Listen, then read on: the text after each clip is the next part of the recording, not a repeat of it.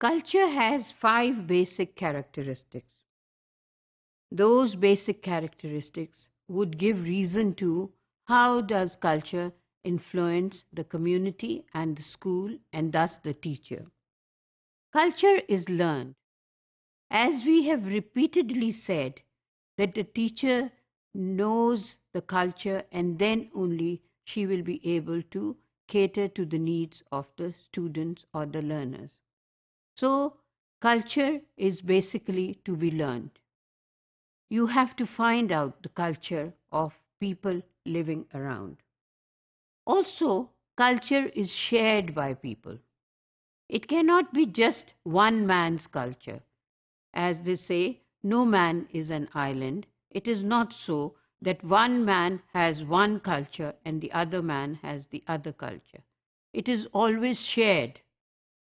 And that is why it has this capacity to influence others, because it has to be shared.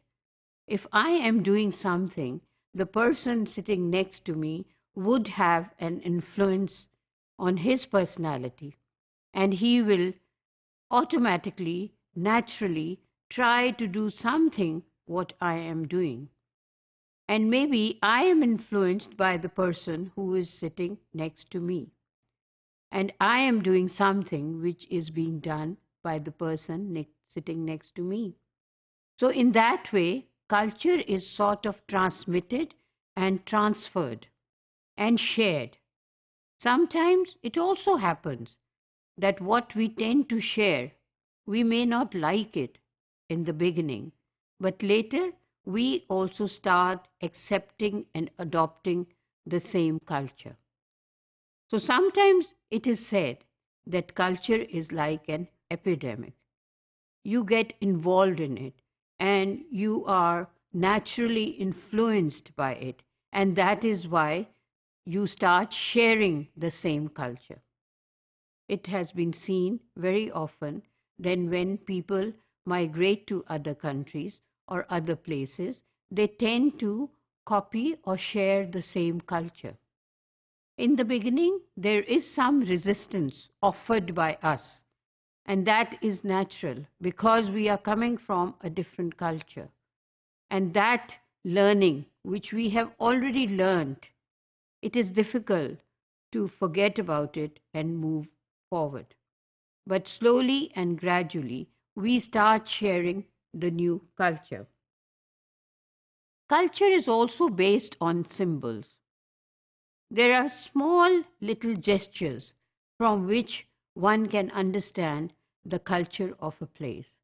For example, a very, very basic example is the way we greet people.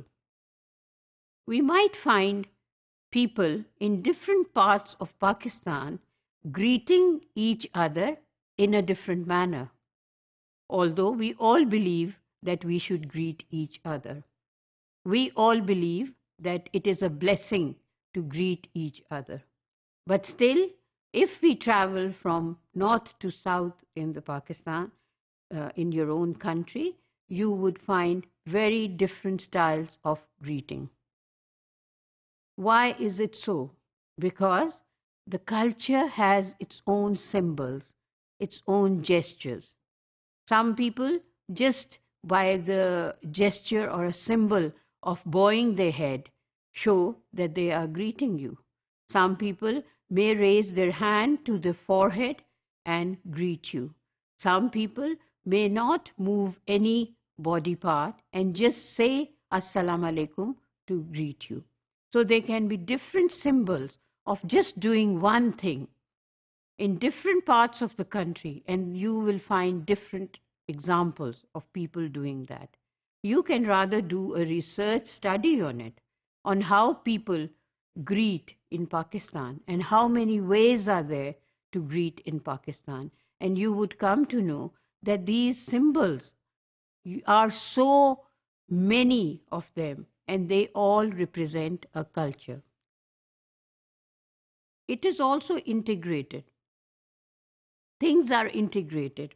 They come from one another and they get united. And the last of all, they are all dynamic. They need a change.